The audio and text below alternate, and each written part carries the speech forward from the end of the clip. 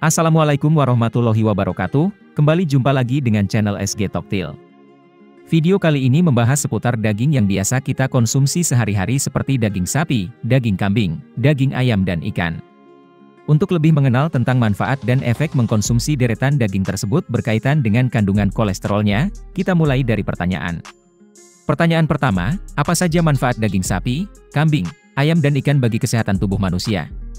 Berikut adalah beberapa manfaat dari daging sapi, kambing, ayam, dan ikan bagi kesehatan tubuh manusia. 1. Daging sapi, sumber protein. Daging sapi mengandung protein tinggi yang penting untuk pertumbuhan dan perbaikan jaringan tubuh, termasuk otot, tulang, kulit, dan rambut. Zat besi, mengandung zat besi, yang penting untuk pembentukan sel darah merah dan transportasi oksigen dalam tubuh.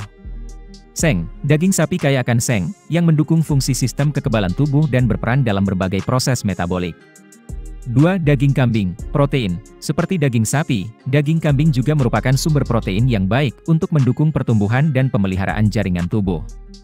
Zat besi, mengandung zat besi, yang penting untuk mencegah anemia dan menjaga kesehatan darah. 3. Daging ayam, protein rendah lemak. Daging ayam mengandung protein tinggi dengan sedikit lemak jenuh, menjadikannya pilihan yang baik bagi mereka yang ingin mengurangi asupan lemak jenuh. Vitamin B, kaya akan vitamin B seperti B6 dan B12, yang berperan dalam fungsi saraf dan metabolisme energi.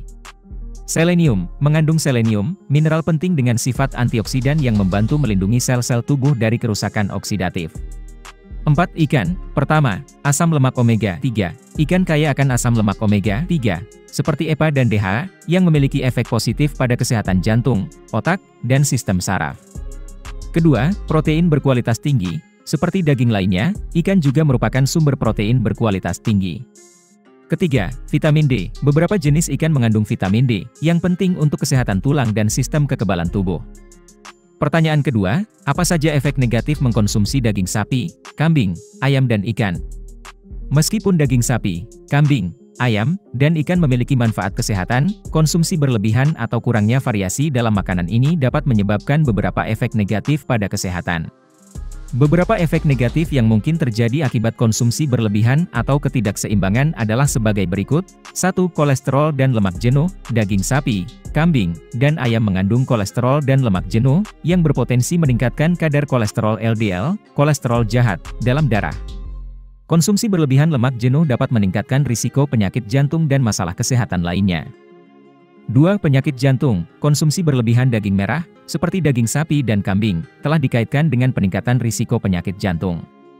Lemak jenuh dan kolesterol dalam daging merah dapat mempengaruhi keseimbangan lipid dalam darah dan menyebabkan aterosklerosis, pengerasan arteri. 3. Kandungan toksin. Daging, terutama daging merah, bisa mengandung toksin atau kontaminan tertentu yang diakumulasi dari lingkungan atau pakan hewan.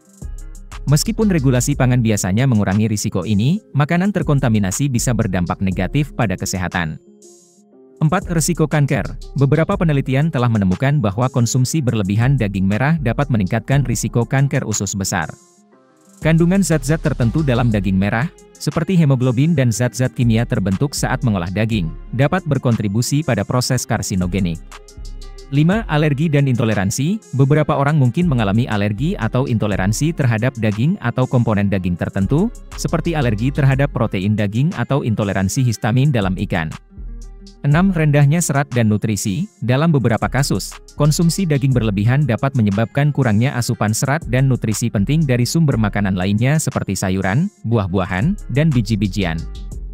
Penting untuk diingat bahwa efek negatif ini biasanya terjadi akibat konsumsi berlebihan atau kurangnya variasi dalam pola makan.